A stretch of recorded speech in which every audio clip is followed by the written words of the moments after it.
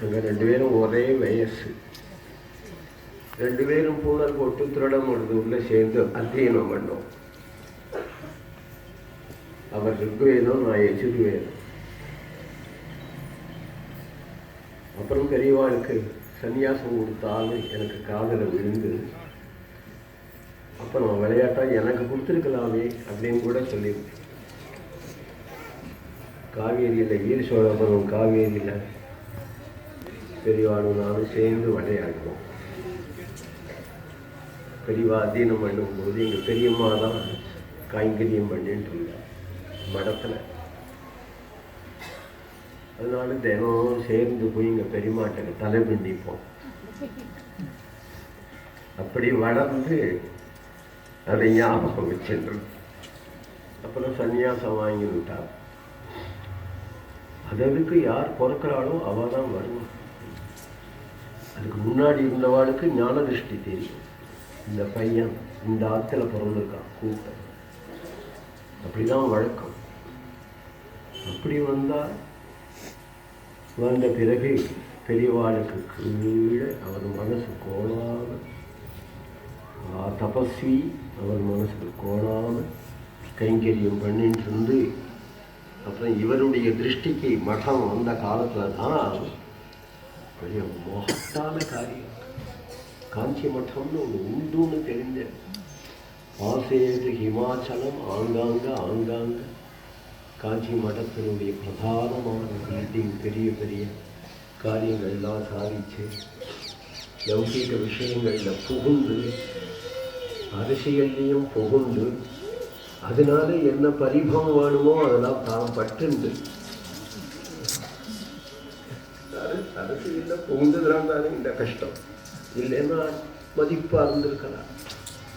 ஒரு தரம் நல்லா ஞாபகம் இருக்கு, ஒரு அரசியலில் புகுந்தா நல்ல பால்யம். நான் மெட்ராஸில் இருக்கேன். வேலூர் ஜலகண்டேஸ்வரர் கோயிலை மீட்கணும், முஸ்லீம்களுக்குலேருந்து மீட்கணும். ஆர்எஸ்எஸ்ல அபிமானம் உண்டு இந்த பெரியவாளுக்கு. விஸ்வ இந்து பரிஷத், ஆர்எஸ்எஸ் எல்லாருமா சேர்ந்து அந்த ஜலகண்டேஸ்வரரை ஆதி காலத்தில் எப்பவோ முஸ்லீம்கள் கோவில்லேருந்து புடுங்கி பக்கத்து கிராமத்தில் குளத்தில் கொண்டு வச்சுட்டார். பூஜை இல்லாமையே இருந்தது. ஒரே ஞாபகம் அதுக்காக பூஜை இல்லாமையே இருந்தது. உள்ள உத்தரமே போகும். தஞ்சாவூர் பிரகதீஸ்வரர் கோவிலே அப்படித்தான் இருந்தது. உத்தரமே உள்ள போக முடியாது. அப்போது ஆர்எஸ்எஸ் தொண்டர்களுக்கெல்லாம் அந்த கோவிலை திறந்து இந்த சுவாமியை கொண்டு வச்சு பூஜை ஆரம்பிக்கணும்னு தோணிட்டு உடனே அதுக்கு வேண்டிய ஏற்பாடுகள்லாம் பண்ணோம். வகு எதிர்ப்பு இந்த ராமஜென்மபூமி மாதிரி தான் அரசியலே எதிர்ப்பு, கட்சிக்காரர்கள் எதிர்ப்பு, முஸ்லீம்கள் எதிர்ப்பு, ஏகப்பட்ட எதிர்ப்பினுடைய மத்தியில் ராத்திரியே அந்த கோவிலை திறந்து ஆர்எஸ்எஸ் தொண்டர்களோட நம்ம ஆச்சாரியால் போய் அந்த குளத்தாந்திரையில் கடந்த ஜலகண்டேஸ்வரரை எடுத்துன்னு வந்து இன்னைக்கு நன்னா போன்னு நடக்கிறது. அந்த கோவிலில் கொண்டு பிரதிஷ்டை பண்ணி ராத்திரியே அந்த திரும்பி வரும்போது அந்த இடத்துலேருந்து வர முடியல பெரியவாளா.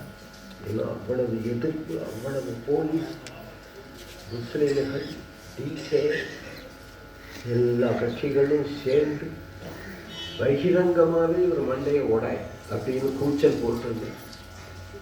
ஆனால் பெரியவா நல்ல செக்யூரிட்டியோட காஞ்சிபுரம் வந்துட்டார். அப்புறம் இங்கேருந்து போனேன், போய் சேவிச்சுட்டு ஸ்நேகம் உண்டு. அதனால இது மாதிரி காரியங்களுக்கெல்லாம் நீங்கள் ஈடுபட வேண்டாம் அப்படின்னு ஏதோ ஈடுபட வேண்டாம். அதுக்கு பதில் சொல், நான் செய்யாமல் யார் செய்வா? நான் செய்யாமல் யார் செய்வான்? அப்போ ஜகத்குரு மடாதிபதினு உட்காந்துருக்கேன். ஜலகண்டேஸ்வரர் நடு ரோட்டில் கிடக்க. இந்த கோவிலில் சுவாமியை வைக்கலாம், எல்லாரும் பயந்தாங்குடி. கட்சிக்காரன் அடிப்பான், முஸ்லீம் அடிப்பான், அரசு அடிக்கும், அரசு அனுமதிக்காது அப்படின்னு போயிட்டு இருந்தா ஒருத்தனை எடுத்து வைக்கணும். வச்சார். இன்னைக்கு நடக்காது. இன்னைக்கு கோவிலுக்கு நல்லா பூஜை நடக்காது, நிறைய ஜனங்கள் போதா, உற்சவம். ஒரு மடாதிபதினா, ஒரு மத தலைவன்னா எவ்வளவு செய்ய வேண்டிய காரியத்துல எவ்வளவு தைரியத்தோட இருக்கணும் அப்படிங்கிறத அந்த வயசுல காண்பிச்சு கடைசியில சித்தியாகிற வரையிலும் அதே தைரியத்தோட இருந்து என்ன கஷ்டங்கள் என்னென்ன வருமோ அது எல்லாத்தையும் அந்தரங்கமா ஒரு சந்தர்ப்பம். இந்த பிரம்மசபா நடத்தும் பொழுதுதான், ஆர்ஆர் சபாவில் பிரம்மசபா நடத்தும் பொழுது பேப்பரில் ஒரு விஷயம் வந்தது பெரியவாளை பற்றி. அனாவசியமாக யாரையோ பற்றி ஏதோ சொல்லிவிட்டாருன்னு அவர் மேலே கேஸ் போடணும், கோர்ட்டுக்கு இழுக்கணும் அப்படின்னு முரட்டுத்தனமாக கட்சிக்காரங்களாம் அப்போவே. உடனே பெரியவா பால பெரியவா வந்திருந்தா அந்த பிரம்மசபா ஃபங்க்ஷனுக்கு.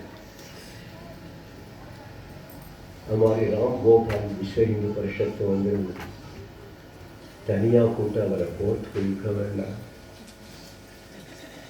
எப்படியாவது தடுத்து விடணும், நீங்க ஏதாவது ஏற்பாடு செய்யணும் அப்படின்னு ராம் கோபால் கிட்ட சொன்னேன். அவர் ரெடியாகிட்டார். எதிர்ப்பு, பலவந்தமான எதிர்ப்பை நான் காட்டுறேன் அப்படின்றதும் பால பெரியவா வந்திருந்தா அவாட்டுக்கு கலந்துக்கணும் அப்படின்னு நினைச்சுண்டு அவளை தனியாக சந்திச்சு எப்படியாவது கோர்ட்டுக்கு அழைக்காம இந்த கேஸை தள்ளுபடி பண்ணுற அப்படி ஏதாவது பண்ணணும் அப்படின்னு பிரார்த்திச்சுட்டதும், நீங்கள்லாம் ஒன்றும் ஆரம்பிக்காதீங்கோ, பெரியவா யூபிக்கு போயிருக்கா, பெரியவாட்டுக்கு நான் கலந்துண்டு அப்புறம் சொல்கிறேன், அதுக்கப்புறம் நீங்கள் ஆரம்பிக்கலாம் அப்படின்னா. உடனே ஃபோன் மூலம் பெரியவாளுக்கே நேரடியாக பேசினோம். உடனே பதில் சொன்னால், நீங்கள் யாரும் கவலைப்பட வேண்டாம், நான் பார்த்துக்கிறேன். இதெல்லாம் எனக்கும் பெரியவாளுக்கும் உள்ள ஒரு அந்தரங்க அனுபவம். இப்போ என்ன அப்படின்னா, இதுக்கு நான் எதிர்ப்பு தெரிவிக்கிறதுன்னு ஆரம்பித்தோம்னா எதிர்ப்பு மேலே எதிர்ப்பு கண்ணாபுனான்னு போகுமே தவிர ஆனால் சமாதானம் வராது. அவர் என்ன பண்ணாரு, மெட்ராஸில் உள்ள வக்கீல் எல்லாரையும் தனியாக கூப்பிட்டு அங்கேயே இது கேஸே எடுக்கக்கூடாதுன்னு பண்ணிவிட்டு, இந்த கேஸை கோர்ட்டில் எடுக்கவே கூடாது அப்படின்னு பண்ணிவிட்டா. அப்படிலாம் ஒரு நிர்வாகத்தில் நமக்கெல்லாம் ஆதரவாக, நமக்கெல்லாம் என்ன, நம்முடைய ஹிந்து மதத்துக்கு ஆதரவாக இருந்து இந்த ஏழையாக இருந்த சந்திரமௌலீஸ்வர் பூஜையை நல்ல உலகம் அறியக்கூடிய பெரிய ஸ்தானமாக ஆக்கி, ஒரு மடத்துக்கு வரக்கூடிய பெரியவா எப்படி செய்யணுமோ அது மாதிரி, ஆனால் யாரையும் தூஷிக்காம சிரிச்ச முகத்தோடு எல்லா எதிர்ப்புகளையும் தாங்கிட்டு, அப்படி நமக்கு என்னன்னாலும் நம்ம குடும்பத்துக்கு ஒரு அப்பா இருக்காருன்னா நமக்கு ஆதரவு, அப்புறம் நம்ம சமூகத்துக்கு ஒரு அப்பா இருக்கா அப்படின்னா ஒரு ஆதரவு. ஆதிசங்கரன்லேருந்து அப்படி மகான்கள் நிறைய வந்த ஒரு பீடம். அதில் எனக்கு தெரிஞ்சு நம்ம காலத்தில் இவ்வளவு காலம் ஆட்சி நடத்தி 80 வயசுக்கு மேலே 1984 85 வயசாகி இவ்வாழும் என்ன உலகத்தில் எப்பொழுதும் உபவாசம் பட்டினியும் லோக சுகத்தில் ஒன்றும் கிடையாது. சந்திரமௌலீஸ்வரர் பூஜை தான். அப்படி இருந்த பெரிய மகான் நமக்கு எல்லாம் குரு. நம்ம பாகவத சப்தாகத்தை முடிஞ்சு பரீட்சைக்கு மோட்சம் அடைஞ்ச ஆள் அப்படிங்கிற இடத்தை நாம் படிக்கும் பொழுது நாம் அவளுக்கு ஒன்றும் செய்யலையே அப்படின்னு இல்லாமல் இந்த பாகவத சப்தாகம் நமக்கு நடத்த முடியாத பாக்கியம் நீங்கள் படிக்கிறேன் பரீட்சைக்கு மோட்சத்தை பெரியவாங்க மோட்சம் அடைஞ்சிட்டாங்க அப்படிங்கிறது நம்ம காதில் விழுந்தால் யாரெல்லாம் காஞ்சிபுரம் போகணுமோ புறப்பட்டு அந்த திருமேனியை பார்க்கலாம், அதில் கலந்துக்கணும்னு தான் ஆசைப்பட்டு சப்தாகம் பூர்த்தி ஆகிட்டு இன்னைக்கு போய் கலந்துக்கலாம். இதுக்கு முன்னாடி மகாபரிவா சித்தியாகும் போது அப்படிதான் ஆதார் சபாவில் பாகவதம் சொல்லிட்டே இருக்கு. பாகவதத்தினுடைய மத்தியில் அனௌன்ஸ் பண்ணுறாப்புல நேற்று ஏகாதசி சித்தி ஆயிட்டா அப்படிங்கிறத சொல்லும்போது நமக்கு இந்த சமயத்தில் பாகவத மோட்சம் படிக்கிறோம். பாகவதம் பூர்த்தியாக போகிறது. அடுத்தபடியாக பாரத பெரிவாரை உட்கார வச்சிருக்காங்க. அதனால் ஆதிசங்கரனுடைய பீட்டம் இருந்துச்சு. அதுதான் சாஸ்வத். உலகம் இருக்கிற வகையிலும் நிச்சயமாக இருக்கும். அதுக்கு ஹானியே வராது, ஹானி யாராலையும் ஏற்படுத்த முடியாது. எவ்வளவோ ராஜாக்கள், எவ்வளவோ புரட்சிகள், எவ்வளவோ காலங்கள 1000 கணக்கான வருஷங்களுக்கு முன்னிலேருந்து அடுத்த பீடாதிபதினு உட்கார்ந்து இவா சமாளித்து இவா பார்த்துருக்கா இல்லையா. ஆதிசங்கரன்லேருந்து இன்னைக்கு இருக்கிற பெரியவா வரைய பால பெரியவா அவர்கள் எல்லாருடைய சரித்திரத்தையும் நான் எழுதினேன்.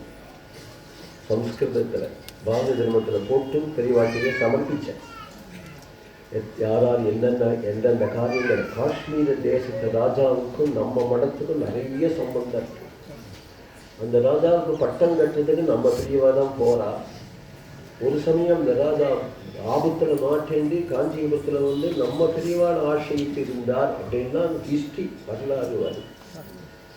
இந்த வரலாறுல எல்லாம் கடைசியில் நம்ம பெரியவாள் சரித்திரத்தையும் முடிச்சு பால பெரியவாளை பட்டாபிஷேகம் பண்ணினாது அந்த கிரந்தத்தில் முடித்து அதை பிரிண்ட் பண்ணி 1000 காப்பி மடத்திலேயே கொண்டு சமர்ப்பித்தேன். எல்லாருக்கும் கொடுக்க சொல்லுங்க.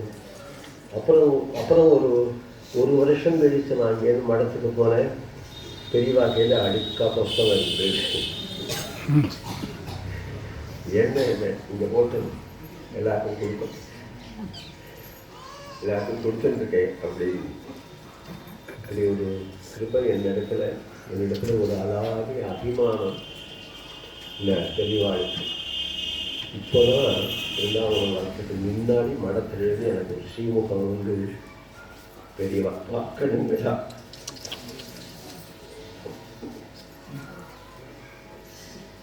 உடனே வரது அப்படின்னு